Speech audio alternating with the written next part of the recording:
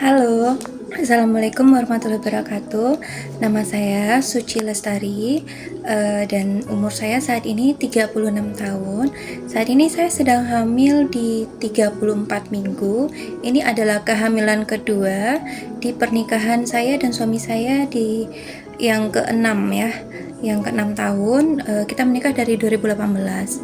Sebelumnya saya sudah pernah hamil itu di tahun 2020, namun sayangnya bayinya tidak selamat dikarenakan di usia kehamilan 8 bulanan bayinya meninggal dikarenakan mengidap kelainan yaitu hidrofetalis.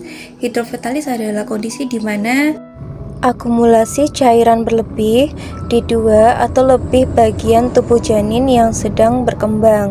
Penumpukan cairan ini bisa mengancam keselamatan janin. Dan umumnya penumpukan cairan itu terdapat di sekitar jantung, paru-paru, perut, kulit, dan jaringan lunak. Sebelum memulai program hamil kembali, saya memeriksakan diri untuk berjaga-jaga agar hal yang serupa tidak terulang kembali. Karena itu saya disuruh untuk tes darah lengkap di RSUP untuk mengecek kadar HB, eritrosit, leukosit, dan lain-lain yang teh darah standar ya. Kemudian setelah itu lanjut ke dsDNA atau antibodi, itu juga di RSUP untuk mengecek kadar antibodi dalam darah, dan kedua tes ini di cover oleh BPJS. Dan setelah itu ketika dsDNA-nya menunjukkan hasil, kemudian saya disuruh untuk melakukan cek tes LA antikoagulan, yaitu untuk mencek pembekuan darah, protein C dan S untuk mengecek kadar dan fungsi protein. Protein ini bertugas untuk mengontrol pembekuan darah. Setelah itu disuruh lanjut cek anaprofil ini untuk menentukan jenis kemungkinan autoimun apa yang menyerang tubuh. Dan ketiga tes ini tidak ada di RSUP dan harus tes di luar rumah sakit, dan saya harus mengeluarkan uang pribadi untuk membayar ketiga tes ini. Ini kalau ditotalkan kurang lebih sekitar 4 juta. Nah, sebelum itu kita bahas sedikit dulu apa itu autoimun. Autoimun adalah penyakit yang terjadi karena sistem kekebalan tubuh atau imunitas kita justru menyerang sel-sel sehat di dalam tubuh. Dengan kata lain, tubuh tidak bisa mengenali mana yang kawan dan mana yang lawan. Dan autoimun itu ada banyak sekali ya jenisnya. Setelah hasil tes tersebut keluar, ternyata saya mengidap autoimun berjenis SLE dan juga APS atau gangguan pembekuan darah.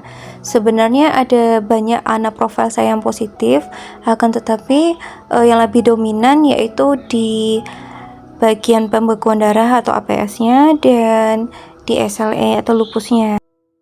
Untuk SLE-nya sendiri sebenarnya tidak begitu parah karena tidak terlalu berefek ya kehidupan, kecuali mungkin gampang capek seperti itu. Cuman kalau untuk APS-nya sendiri mungkin iya selama ini menyebabkan saya HB-nya sering di bawah normal. Karena itu ketika sudah tahu, saya memulai treatment di Rumah Sakit Karyadi Semarang. Itu dirujuk dulu ya dari Puskesmas, lalu berlanjut ke RSI. Dari RSI Kendal dirujuk ke Rumah Sakit Umum Pusat Karyadi Semarang. Itu adalah rumah sakit rujukan akhir se-Jawa Tengah. Kenapa di sana? Karena di sanalah yang paling lengkap dan bisa di-cover oleh BPJS. Saya ditangani oleh 2 dokter di RSUP Karyadi, dokter hematologi yang bertugas untuk di bagian APS-nya, bagian lebih spesifik soal darahnya. Biasanya saya berobat di Karyadinya di Polikaswari dan akan cek labnya pagi biasanya ya. Cek lab itu biasanya 1 kali sebulan. Kemudian nanti di hari lain atau biasanya di minggu lain saya akan konsul ke dokter spesialis penyakit dalam khusus bagian rheumatologi, khusus bagian SLE-nya atau lupusnya gitu. Jadi setiap bulan darah saya selalu dicek, dipantau itu kadar HB-nya berapa, lalu kekentalan darahnya berapa. Di awal tahun 2024 saya mencoba untuk program hamil di rumah sakit swasta yang dekat dengan rumah biar tidak terlalu jauh ya bolak-balik kalau ke Karyadi.